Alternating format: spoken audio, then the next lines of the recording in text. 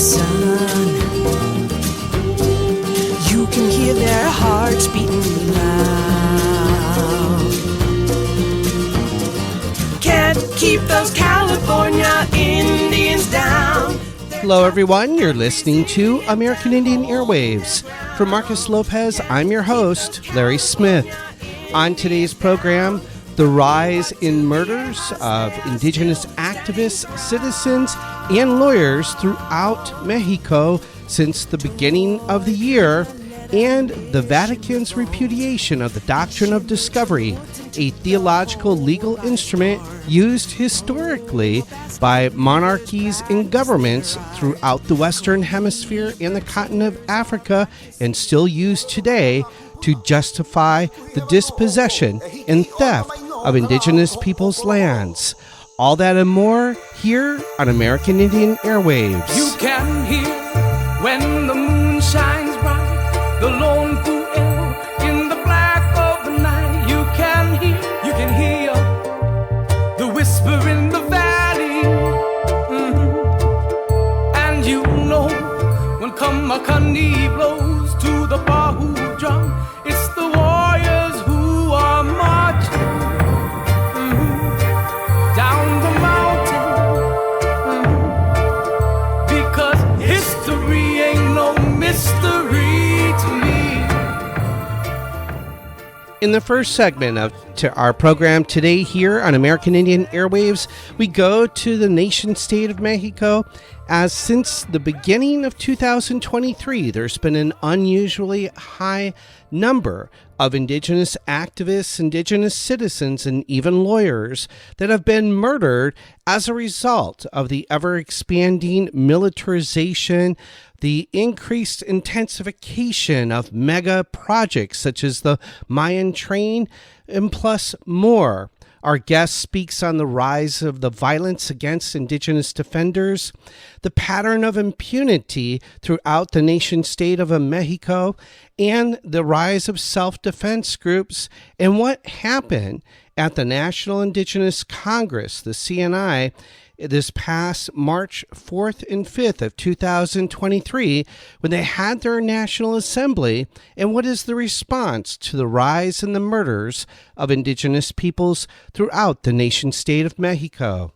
Our guest for the first segment is Richard Stahler-Sholk, a retired professor of political science at Eastern Michigan University and community activist involved with the School of Chiapas, which is an organization of grassroots activists and communities working to support the autonomous indigenous Zapatista communities of Chiapas, Mexico. School of Chiapas was created in the mid-1990s by individuals searching for ways to make the world a better place and working to create a world where all fits. In part one, we are joined by Marcus Lopez, executive producer of American Indian Airwaves, as we interview Richard Stahler-Sholk in an update on the rise of murders of indigenous peoples throughout Mexico. We're speaking with Richard Stahler-Sholk about the situation with the Zapatistas in Mexico and other aspects of the situation within Mexico and within even Latin America. But suffice to say, Richard, thank you for joining us in the American Indian Airways. It's a pleasure to be with you, Marcus.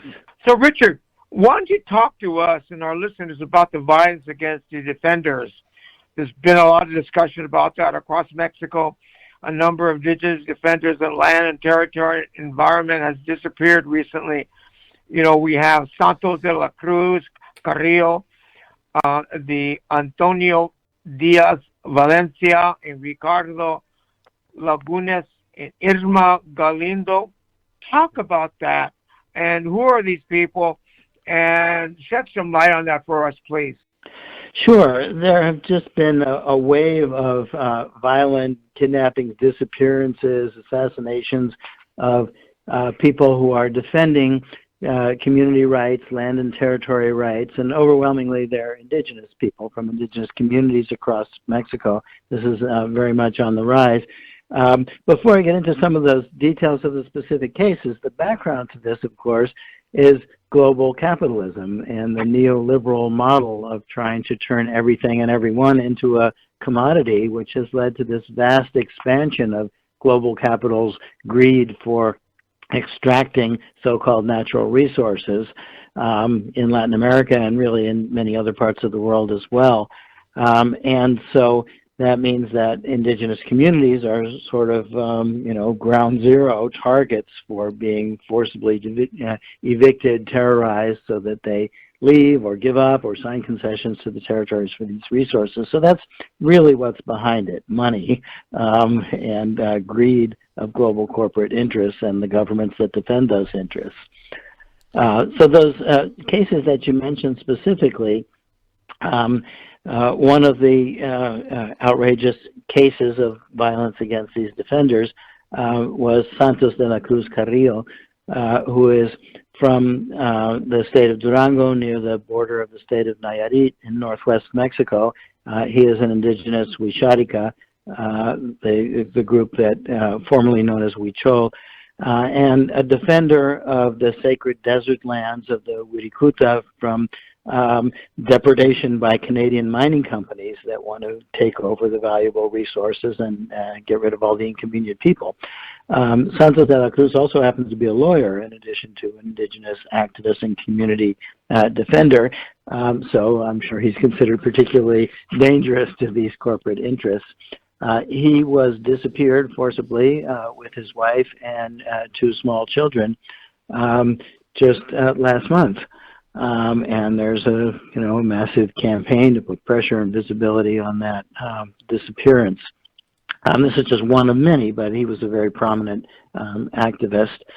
And then the other pair of defenders who were disappeared together in January of this year, Antonio Diaz Valencia is presumably he's still alive, we don't know, a Nahuatl teacher and human rights environmental defender from the state of Michoacan. There are massive megaprojects that global capital has in mind for that state. And in this particular case, he and Ricardo Lagunes, who is a human rights defender and lawyer, were opposing a massive mining complex in the community of San Miguel de Aquila in the state of Michoacan. So they were disappeared in January of this year. And then there's an older case, but it's an ongoing disappearance. Irma Galindo is a Mixteca indigenous person from the state of Oaxaca in southwest Mexico, a forest defender. And of course there are interests that want to get their hands on the forest resources and the lands. And she has been disappeared since November of 2021. Richard, I was wondering if maybe we could unpack some of these global capitalist projects. So I know in the past, we've talked about, the Mayan Train project, but there's also the Interoceanic Corridor, right? Or the Morelos Integral Project. And so maybe speak to that, those projects in relationship to the epistemic or systemic rise in violence perpetrated against indigenous peoples. And you mentioned the extractive industry. So within that same long breath, if you will, maybe talk about the rise of the extractive industries in relationship to lithium, as we are experiencing here, extractive industries kind of greenwashing themselves, but at the same time going in and desecrating sacred lands and ripping the veins out of Mother Earth in order to mine lithium under the pretext of combating the climate crisis. Sure. Those 3 mega projects that you mentioned are some of the prime examples, not the only ones by any means, of this expansion of global capital and their displacement of indigenous and other communities. So I'll mention those 3 specifically. The so-called Maya train, which Maya groups are outraged even by the name because there's nothing Maya about this train project.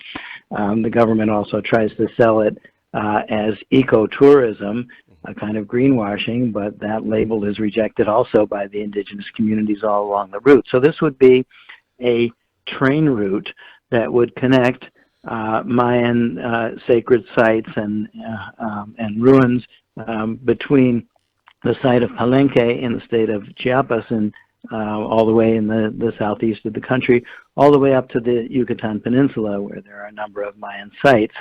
And in order to build this tourist train, of course, it would create a whole tourist industry across, cutting right through a vast swath of Mayan communities and territories, some of the poorest communities in all of Mexico, which is saying a lot.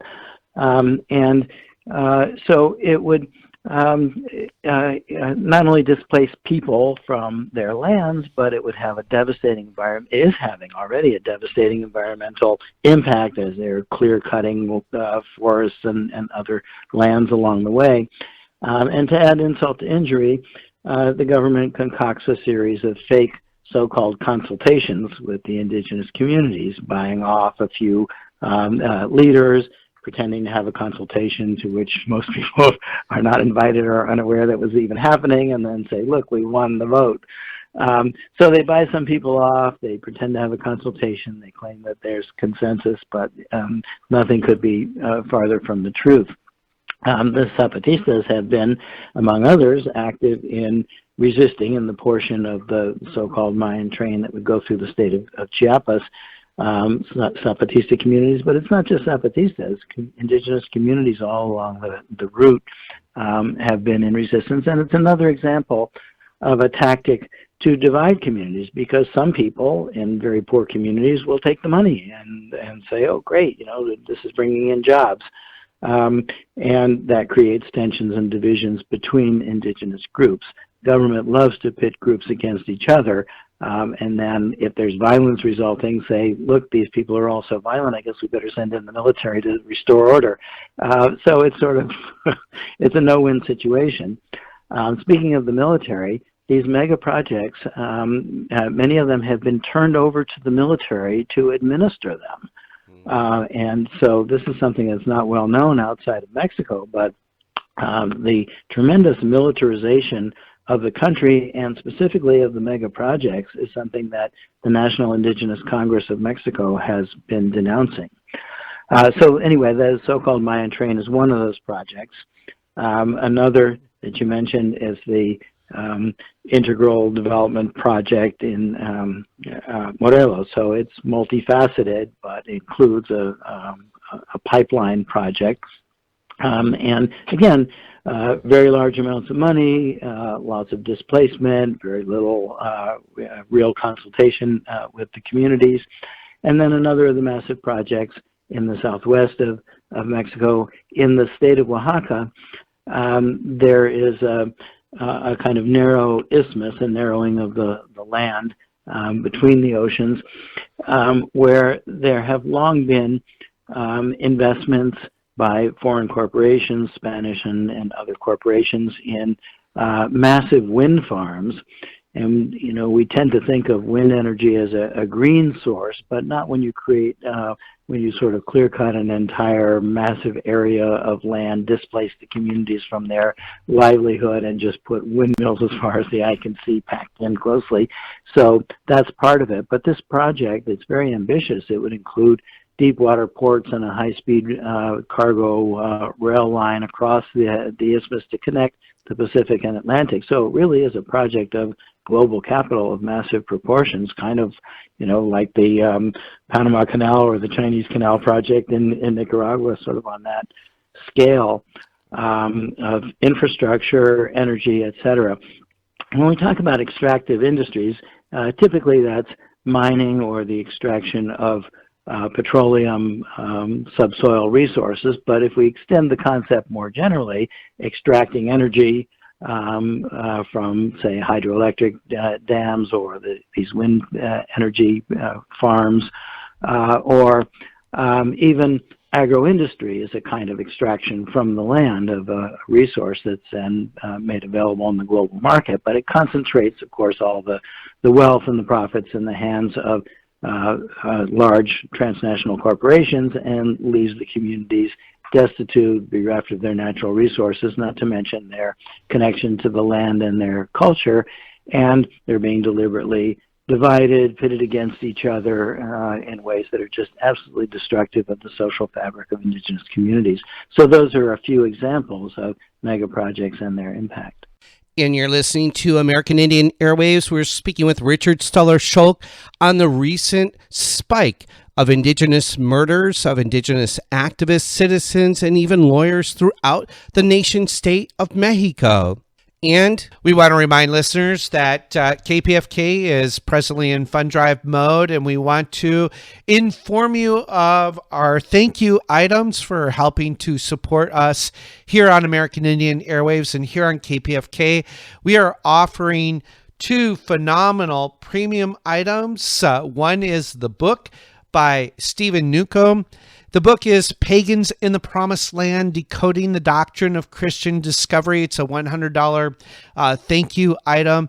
And the other thank you item we are offering here on American Indian Airwaves is the DVD, The Doctrine of Discovery, Unmasking the Domination Code, directed by Sheldon Wolfchild and written by Stephen Newcomb. These are two phenomenal premium items. They are $100 each that you can pick up for $100 as a way to support us here on American Indian Airwaves and KPFK.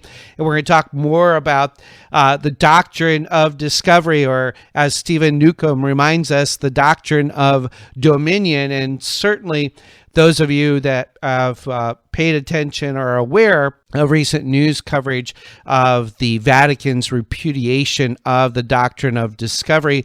But these are two phenomenal premium items you can pick up by calling 818-985-5735, 818-985-KPFK, or you can visit the kpfk.org website, click on the KPFK widget, and pick up either one of these thank you items there at kpfk.org. Marcus? I think it's so important now, Larry, that we're talking about these premiums. It's like a thank you. Thank you for the donations of $100 per book and for the film, both educational, if you're from an educational organization, church, social group, trade union, or whatever indigenous group. These books are invaluable. So once again, Larry, like you said, 818-985-5735. That's 818-985-5735. We offer these as part of our program here on the American Indian Airways. We want to thank you so much, our listeners that support us through the years, and especially indigenous nations in California that were the primary way, but also those individuals and organizations and nations throughout the world that listen to us through the internet. Once again, kpfk.org, and we'll have some more discussions on that with some interviews with Steve Newcomb and the rest. Larry. Thank you, Marcus. We will remind listeners that the book is Pagans in the Promised Land, Decoding the Doctrine of Christian Discovery. It's a $100 book by Stephen Newcomb. And the DVD is called The Doctrine of Discovery, Unmasking the Domination Code, directed by Sheldon Wolfchild. It's a $100 thank you item. Both the book and the DVD do a remarkable and phenomenal job talking about the doctrine of discovery, this theological legal instrument used by colonial monarchies and even governments throughout the Western Hemisphere and the continent of Africa to dispossess indigenous peoples of their lands. And now, Marcus, we want to go back to our interview with Richard Stahler-Sholk on the rise of indigenous murders against indigenous activists, defenders, citizens, lawyers, and more here on American Indian Airwaves. So I mentioned lithium because I know within the politically defined borders of the United States, there was an industry report back in 2019 that indicated about 75% of lithium reserves were either in, adjacent to, or nearby Native American nations. And of course, our listeners have been following, some of these frontline struggles. The courts have approved a Canadian lithium mining company, and in which they began operations recently in starting to mine lithium in what most people know as Thacker Pass. I was curious, what are we seeing in Mexico in terms of the mining of lithium, but also other rare metals that are used, right, to manufacture batteries, right, for electric vehicles and other technology, and the push, right, to greenlight these kind of projects as a form of greenwashing to combat the climate crisis, or at least the argument being made by companies and nation-state governments. Yes, as you rightly point out, with the growing demand for lithium because of lithium batteries for electric vehicles, that has vastly increased the attractiveness and the profitability of lithium extraction for global corporations. In Mexico, there was the Mexican Geological Survey just carried out a program of exploration and surveying, and they have identified significant lithium deposits in 82 locations in 17 states across the country with what they call possible deposits. And so they have begun already the process of making these available. They passed that legislation in which the government is sort of creating a state company called Litio MX that will essentially be the broker for concessioning out the extraction of this lithium to global corporations. It's all under the framework of the new version of NAFTA called the Mexico-Canada Free Trade Agreement, or U.S.-Mexico-Canada Agreement.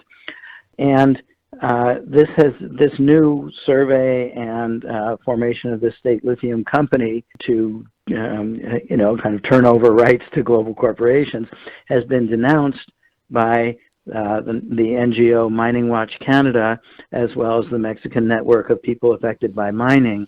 So the battle is on. This is just the early stage where they're preparing the sellout.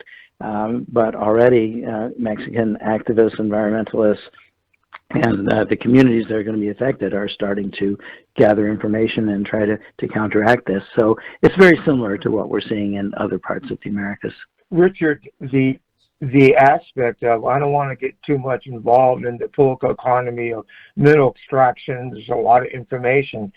But one of the things that Zapatista is always talking about is that the system is creeping in every corner of the earth, bringing out flesh and drinking our blood every day, every hour, and every geography.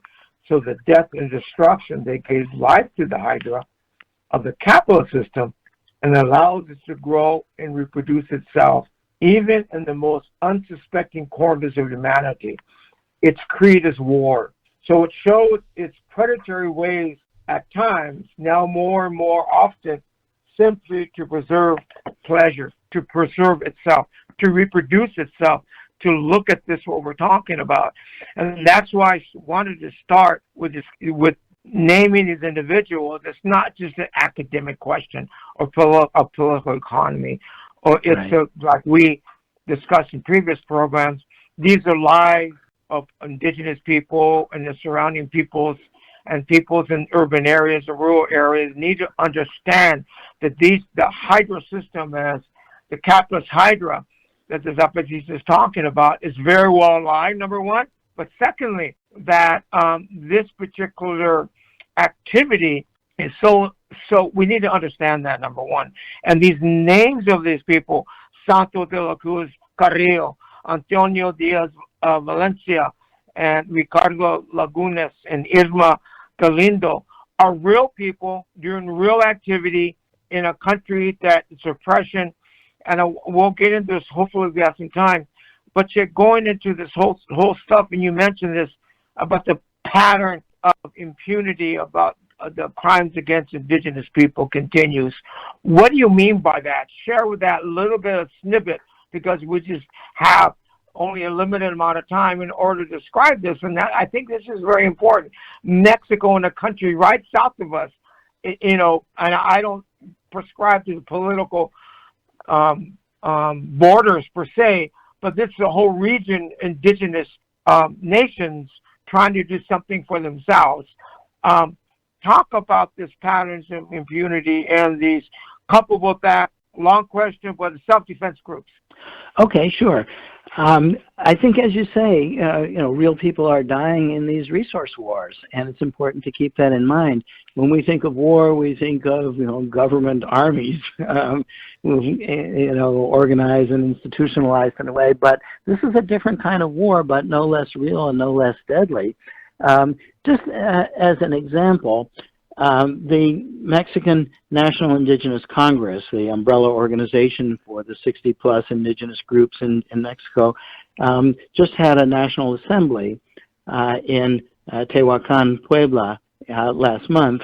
And in their kind of statement inviting people to this National Assembly, just to read a brief bit of this that describes how indigenous people are reacting to these resource wars in their territory. The National Indigenous Congress, the CNI, said, the war of extermination continues, and they're referring here to this war that's killing indigenous people and in the name of extracting resources. And it has its military branch in the triad of the Army, the Navy, and the National Guard. This is the new militarized unit that President López Obrador created in Mexico, which accompany the imposition of megaprojects in indigenous territories. And they generate a growing militarization of the whole country, and at the same time allow a strategic extension of organized crime and in greater and greater parts of the national territory. The military branch doesn't act alone, but rather it's accompanied by a paramilitary branch, and it spills over into organized crime, which together with the bad government has generated a climate of fear, threats, attacks, and assassinations against those who defend autonomy of their peoples and territories. So that kind of sums up all of these connections. And the other part that you were commenting about is impunity.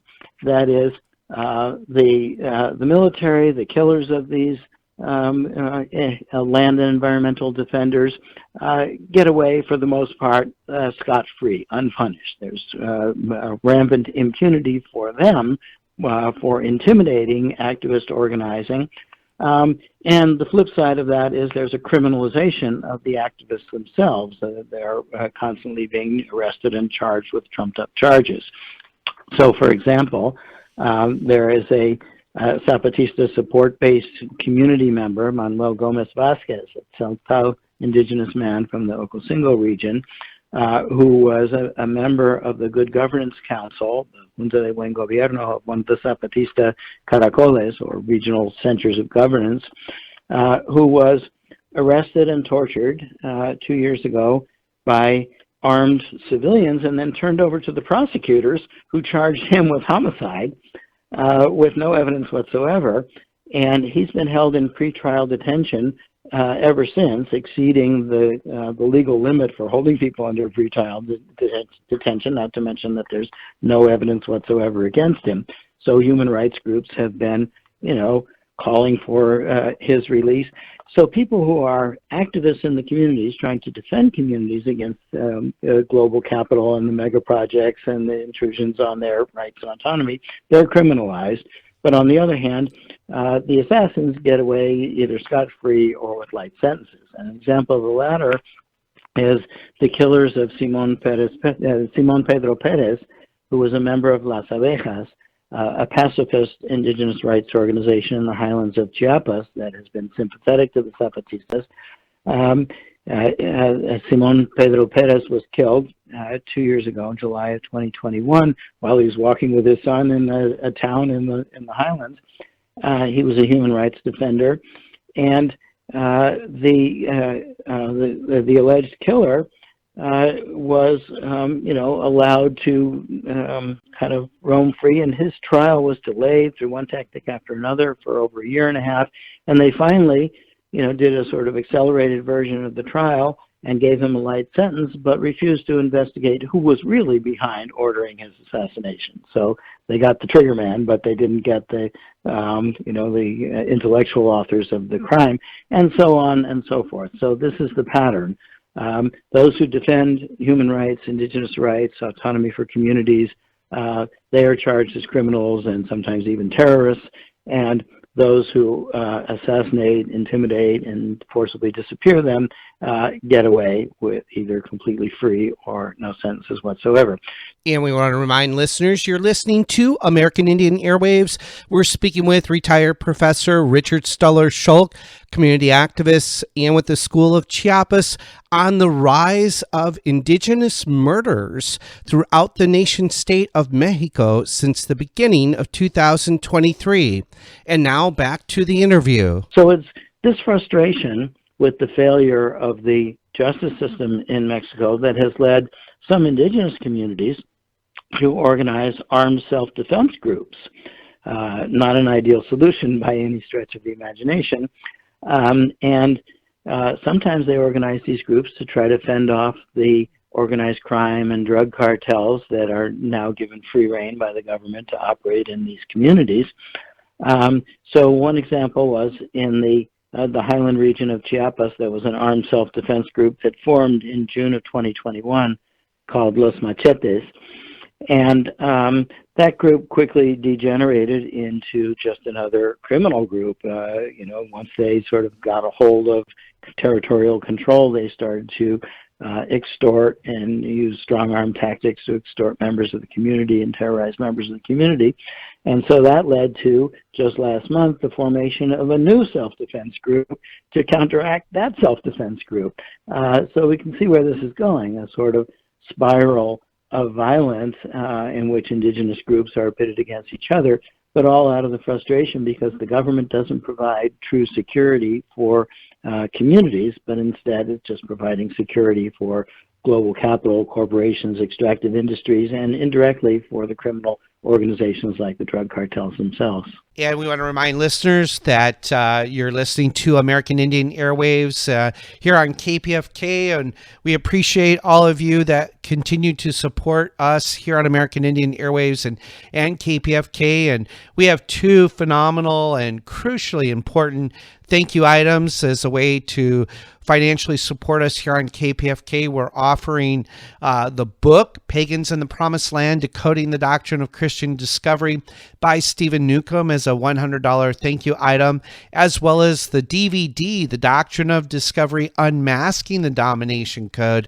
directed by Stephen Wolfchild and written by Stephen Newcomb as a $100 thank you item. And for those of you that are unfamiliar with the Doctrine of Discovery, it is the Vatican legal instruments, the papal bulls that give colonists, if you will, European colonists, the theological legal justification for dispossessing indigenous peoples of their lands throughout the Western Hemisphere, as well as the continent of Africa. And so these two thank you items tell the story of the foundations to dispossessing and stealing indigenous peoples' lands. That is Pagans in the Promised Land, Decoding the Doctrine of Christian Discovery, a book for $100, or The Doctrine of Discovery, Unmasking the Domination Code, a documentary, again, a $100 thank you item. You can pick up both the book and the DVD for $100 each by calling 818-985-KPFK, 818-985-5735, or you can visit the kpfk.org website, click on the KPFK Pledge widget, and pick up the book or the DVD for $100 each, or pick them both up for a total of $200. Marcus? Larry, we want to ask our listeners, if they're not familiar with the doctrine of discovery, I think Steve Newcomb repeats the situation of, easier to say, Larry, understand, the doctrine of domination, the doctrine of control, the doctrine of this massive amount of evil acts, which the church this week, the Catholic Church, stated that many Christians have committed evil acts against indigenous peoples, for which the recent Pope have asked forgiveness on numerous occasions, and that the church acknowledged that these papal bulls did not adequately reflect the equal dignity and rights of indigenous peoples.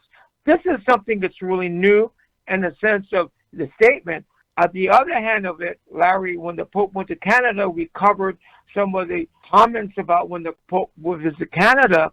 In many of our programs talked about before, with even the canonization of the Junipero Serra. But suffice to say, that gives you the framework, and Steve's book doesn't play around. It talks about the method in which this occurred. It talks about going from the sense of understanding it so indigenous people can finally realize what happened. Like even, and you mentioned this, Larry, numerous times about the legal interpretation, how the United States of America, the legal jurisprudence uses that in order to continue oppress, exploit this particular situation that we face today. When we talked about it, when we talked to Richard, the capitalist Hydra and the Zapatistas, but yet the notion of this continuing to this very day.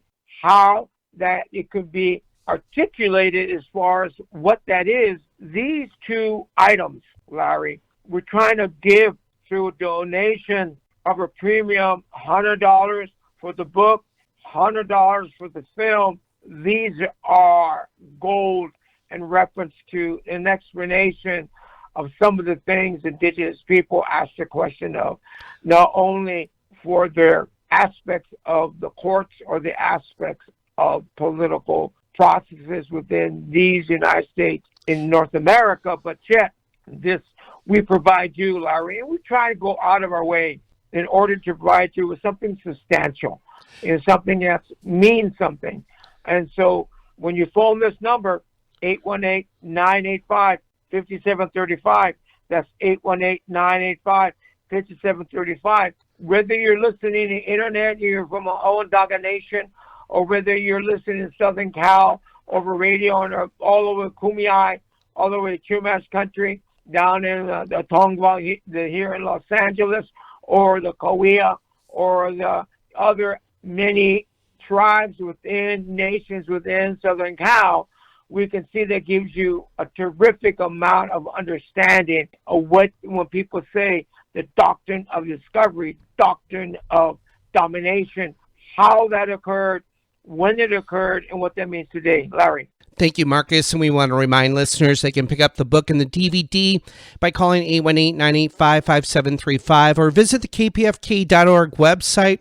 Click on the KPFK widget. You can select those thank you items for $100 each, or select from other premium items of your choice for a specific dollar denomination, or you can become a KPFK Sustainer Circle member by agreeing to make monthly dollar denominations of your choice by visiting kpfk.org.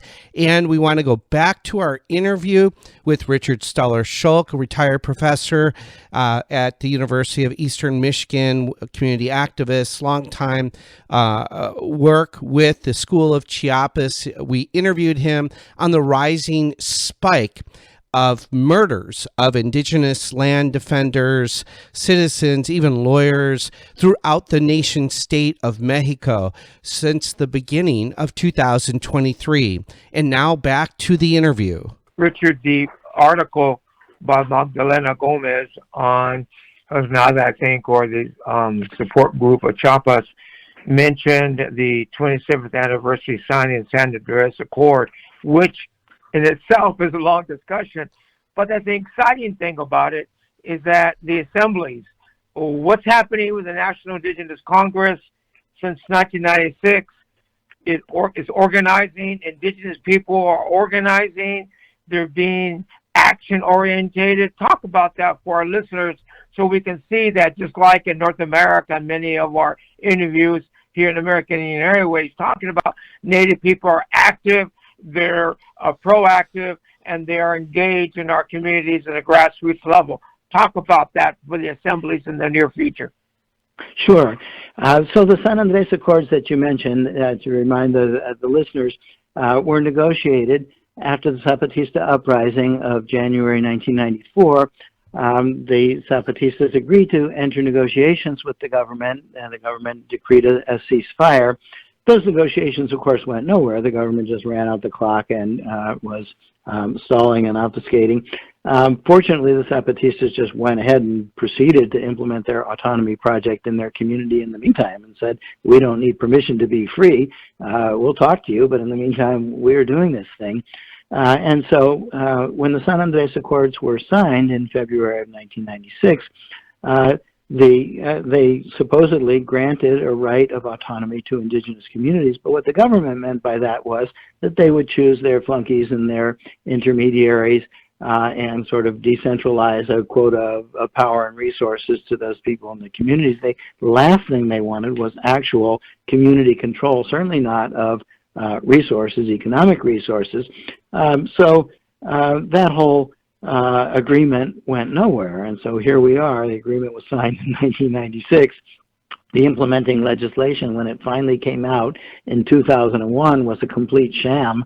The Zapatistas organized a caravan to go to Mexico City to call for, real implementation, but instead they passed this so-called National Indigenous Law that did everything that was the opposite of the spirit of the San Andres Accords. So in the meantime, indigenous people throughout Mexico have seen through this sham, and in 1996, the year of the San Andres Accords, 2 years after the Zapatista uprising, indigenous groups throughout the country got together and formed the National Indigenous Congress, the CNI, and they've been meeting and getting stronger ever since, sharing experiences. And so just last month, the CNI, I mentioned this briefly before, had a national assembly in Tehuacan in the state of Puebla. And in that assembly, now sharing the pattern of what was going on all over the country, they denounced these megaprojects, which many indigenous communities call projects of death, and the attacks on human rights defenders. They specifically called out the state for doing nothing about the forced disappearance of Santos de la Cruz Carrillo, the Wixárika activist and lawyer and environmental defender. And at this assembly, they also denounced the military administration of the megaprojects, which they very bluntly pointed out was a cover for paramilitaries and for organized crime to run rampant and terrorize the communities. But they're not stopping there.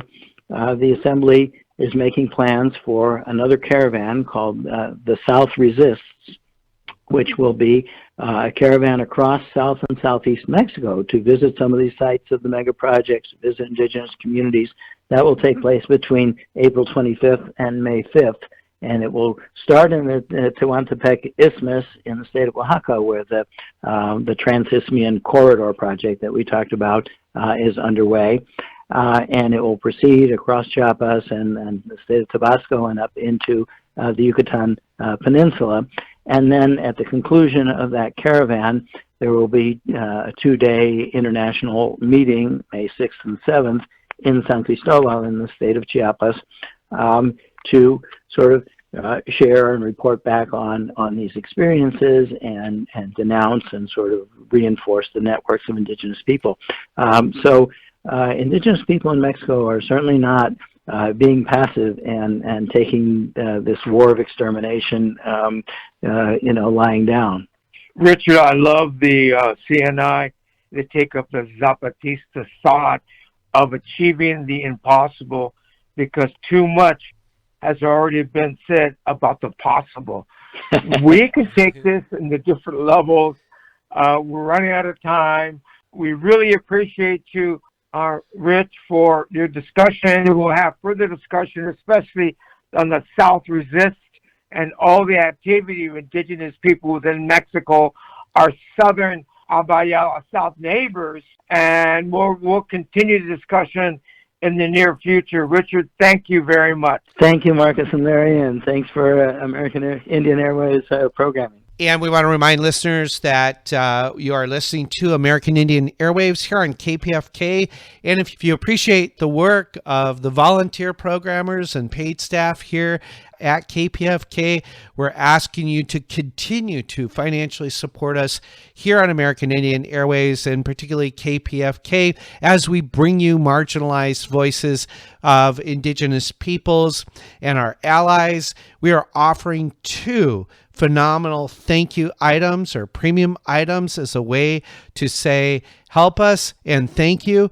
We are offering Pagans in the Promised Land, Decoding the Doctrine of Christian Discovery. It's a book by Stephen Newcomb. It's a $100 thank you item. And we're also offering the DVD, The Doctrine of Discovery, Unmasking the Domination Code, directed by Sheldon Wolfchild. It's a $100 thank you item. And The Doctrine of Discovery has recently received some, but very little media attention, certainly in the American mass media, but even in alternative media circles, little coverage about the recent announcement by the Vatican. And this past March 30th, right, the Vatican issued a statement, a joint statement of the dicasteries for the culture of education and for promoting integral human development on the doctrine of discovery. And so there was a formal statement, right, repudiating the doctrine of discovery. And so this connects directly to our 2 thank you items. And so while the Vatican is repudiating the doctrine of discovery, right, the legal instrument used by colonists to dispossess Indigenous peoples of their quote unquote titles to so-called discovered lands in the annals of world history, the church is repudiating the doctrine of discovery, but at the same time in a very apologetic way, right? In other words, distancing itself from its own complicity in the dispossession of Indigenous peoples' lands. And we should say as well, Marcus, and we were talking about this earlier, that, you know, the churches are some of the largest landholders within the United States, and they have Indigenous peoples' lands, right? Those institutions are on Indigenous peoples' lands. So it'll be interesting to see, you know, what the outcome is of this joint statement, even within these religious institutions that are connected to directly and indirectly to the Vatican in relationship to its repudiation of the doctrine of discovery. And if you want to learn more about the doctrine of discovery, or the Christian doctrine of dominion, if you will, you can pick up the book Pagans in the Promised Land, Decoding the Doctrine of Christian Discovery is a $100 thank you item, or the DVD you can pick up. It's called The Doctrine of Discovery, Unmasking the Domination Code, directed by Sheldon Wolfchild. It's a $100 thank you item, or you can pick them both up for $100 each. And you can call 818-985-5735, 818-985-KPFK, or you can visit the kpfk.org website, click on the KPFK pledge widget, pick up the book, pick up the DVD, or you can select from other premium items that are offered on the kpfk.org website. And we want to give listeners just a little taste of what the DVD, The Doctrine of Discovery, Unmasking the Domination Code, sounds like, directed by Sheldon Wolfchild. It's a $100 thank you item. Here you can visit kpfk.org. And now, The Doctrine of Discovery, Unmasking the Domination Code, our $100 thank you premium item here on American Indian Airwaves. Domination, the language of the papal bulls. The theme of domination is found in various Vatican documents from the 15th century. For example, in the papal bull of May 4th of 1493, Pope Alexander VI says that it is pleasing to the divine majesty that barbarous nations be subjugated. The Latin word is deprimantur, which means to reduce, to cast down or press down, to hold down. And it also states that it is pleasing to the divine majesty for the Christian empire to be propagated. Pope Alexander VI stated, "We trust in him, from whom empires and dominations and all good things proceed." The Holy See of the Catholic Church issued many such documents even before 1493. For example, in 1452, Pope Nicholas V issued a directive to King Alfonso of Portugal to go to the western coast of Africa and to invade, capture, vanquish, and subdue all Saracens, pagans, and other enemies of Christ, to reduce their persons to perpetual slavery, and to take away all their possessions and property. That directive was reissued in 1455, 1456, 1481, 1493, 1506, and 1514. So why was the document called a bull? It had to do with the fact that the document was sealed with wax, and that wax was imprinted with the papal ring and the insignia of the Holy See. From that wax was hung a red silken thread, and at the end of the red thread was a lead ball, and the Latin word for ball is bulla. What these documents demonstrate, though, in terms of the language that was used, is the pattern or the paradigm of domination and dehumanization.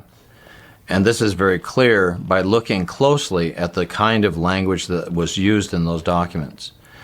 They go back to a root word, domo, in Latin, which is a very unusual and obscure word. And it has 7 main meanings: to subjugate, to subdue, to force into subservience, to tame, to domesticate, to cultivate, and to till. To cultivate in Latin is colere, which means to colonize or design. When you take the root of colonize, you have colon, which is the digestive tract of the body politic that is coming in invasively into the lands and territories of indigenous nations and peoples. And that colonizing, digesting activity makes that predator body politic a devouring, consuming body that's coming in invasively on top of the original nations and peoples. And that was a snippet out of the Doctrine of Discovery, Unmasking the Domination Code, a $100 thank you item. It's a DVD. You heard the voice of Stephen Newcomb, who's also the author of our other thank you item, Pagans in the Promised Land, Decoding the Doctrine of Discovery, a book for $100, a way to support us here on American Indian Airwaves and KPFK by calling 818-985-5735 or visiting the kpfk.org website and clicking on the KPFK widget. Marcus? Larry, you're so right. And I'll read a statement from the Catholic Church. The Catholic Church, therefore, repudiates these concepts that fail to recognize the inherent human rights of indigenous peoples, including what has become known as the legal and political doctrine of discovery. Later on, you talk about the Church's role in solidarity with indigenous people. They've given rise to the Holy See's strong support of the principles contained in the United Nations Declaration on the Rights of Indigenous Peoples. That is a big statement. But following that, it says, it adds, the implementation of those principles would improve the living conditions and now protect the rights of indigenous people, as well as facilitate their development in a way that respects their identity, language, and culture. Larry, I think the words about the living conditions speak volumes, and I would hope as soon as people get this book or the film and realizing the profound effect on this information will have on many indigenous nations, rather than symbolically say yes or not to each other, about what is going to be the mechanism in order to give life to these statements, and about where the church acknowledged that these papal bulls did not adequately reflect the equal dignity and the rights of indigenous people. It reminds me when we had programs here in the American Indian Airways, Larry, years back with the Hawaiians, the Kanakemali people, when the Vatican, when the chairman of the Munson tribe sent letters to the Vatican, no response. And now this and its particular realm of how it's going to be expressed in the real world and the living conditions about Native people, indigenous people, first people, however you want to call it, in order to raise the level of standard of living, and doesn't mean necessarily the standard of living of middle class, but living in standard of living to respect identity, language, and especially the culture. Larry, if you want, but we're talking about this, if you want to know about this, get the book. It's a phenomenal book. We've been talking about it for more than a decade now here in American Indian Airways. Steve, and then the film, we mentioned it before. You can get that $100 if you can't afford an individual. Let your organization, church group, trade union, let your civic, social organizations, let your organizations order this book so we can have educationals about it. You can have show this film in your communities. Larry, another thing too that we want to mention, and the sustainers. Talk about that, Larry. What does the sustainers mean? People that want to help support the station here at KPFK and all the work that the volunteer programmers do. Again, you can pick up either one of the premium items, the book or the DVD, on the Doctrine of Discovery. But, you can go visit the kpfk.org website and agree to become a KPFK Sustainers Circle pledge member by agreeing to donate a dollar denomination of your choice on a monthly basis. So there are a variety of ways in which you can help support KPFK here on American Indian Airwaves. You can call 818-985-5735, 818-985-KPFK. Pick up either the book Pagans in the Promised Land, Decoding the Doctrine of Christian Discovery for $100, or pick up the DVD, The Doctrine of Discovery, Unmasking the Domination Code. It's a $100 thank you item. Or you can visit kpfk.org. You can pick up the premium items there, select from other premium items that are offered that you can see on the kpfk.org website, or you can agree to become a KPFK Sustainer Circle member by agreeing to donate a dollar denomination of your choice on a monthly basis. The moment of silence is over.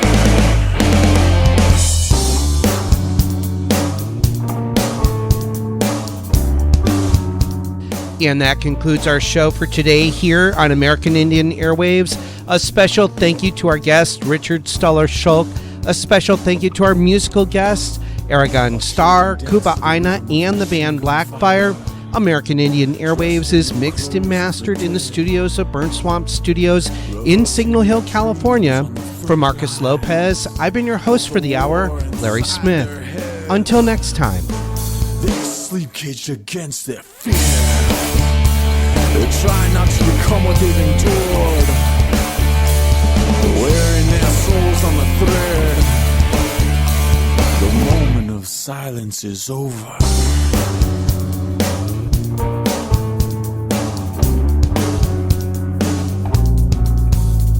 And for the innocent you can't justify why your freedom manifests on their graves.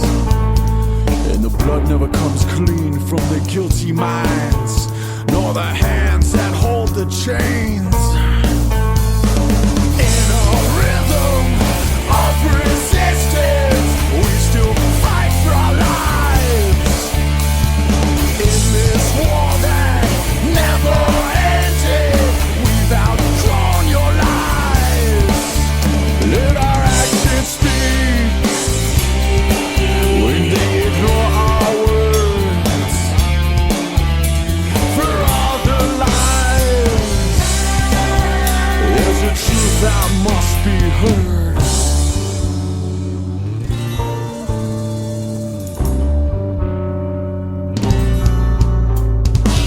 After all the lies and the empty promises, we take a stand on the land that you tried to bury us. For all the pain and all the suffering, we take a stand. We take a stand. We sleep caged against our fear.